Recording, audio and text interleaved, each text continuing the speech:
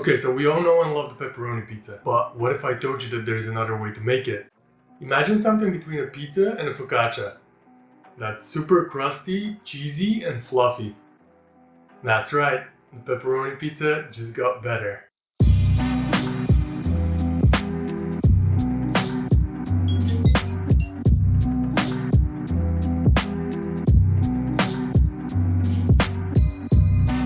Let's roll!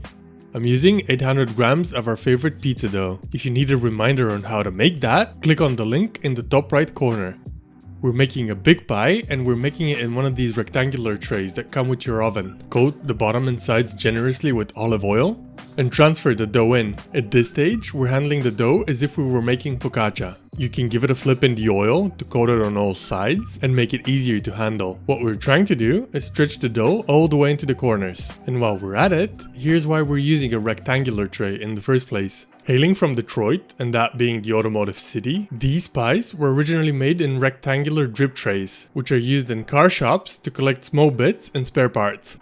This pizza was first developed in 1946 at a restaurant called Buddy's Rendezvous, which later changed name to Buddy's Pizza for, well, obvious reasons. And before all the Italians flare up, yes, this is a Sicilian style pizza. Now here's where the record isn't clear, but allegedly this pizza was developed by one of the owner's mother, who was indeed Sicilian. Once we've stretched the dough, cover the tray and put it aside while we make the tomato sauce. In a small pan, heat up a good amount of olive oil, into which we're gonna fry off half an onion and 2 or 3, depending on the size, cloves of garlic, which you can grate just like I did, or very finely dice. It's up to you. We're also gonna add chili flake for some kick, a pinch of salt, and some dried oregano. Let that sizzle for a few minutes until all those flavors come together. Then give it a stir to make sure that nothing is stuck to the bottom and pour in a good quality can of tomatoes. Muti, you can send my check now, thank you. Rinse the can with a little bit of water and add that in as well.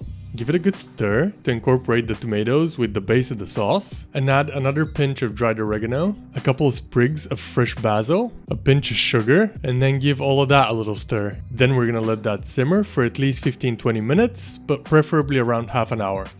After which, we're gonna fish out the basil, season with a pinch of salt, and call our tomato sauce done.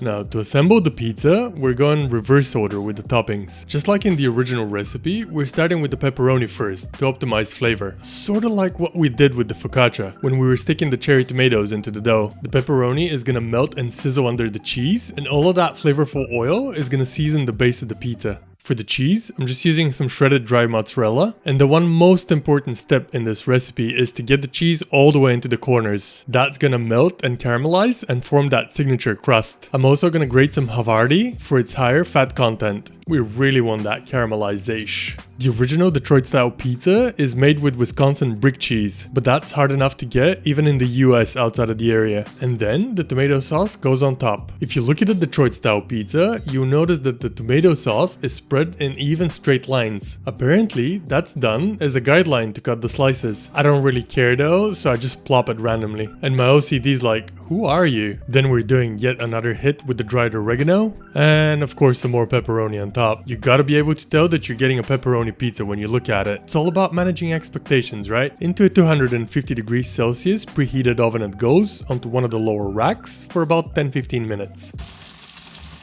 Or until it comes out looking absolutely insane. Don't you just want to stuff your face with this right now? But you can't. It's crucial that you leave that to rest for at least 5 minutes. And if you have any doubts about the crustification,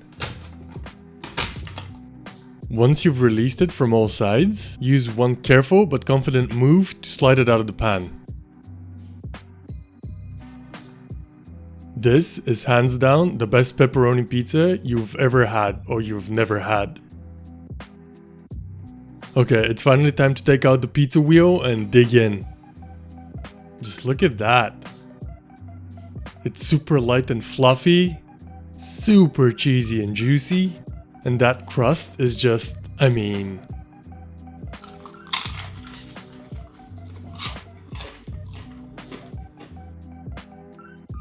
roll out.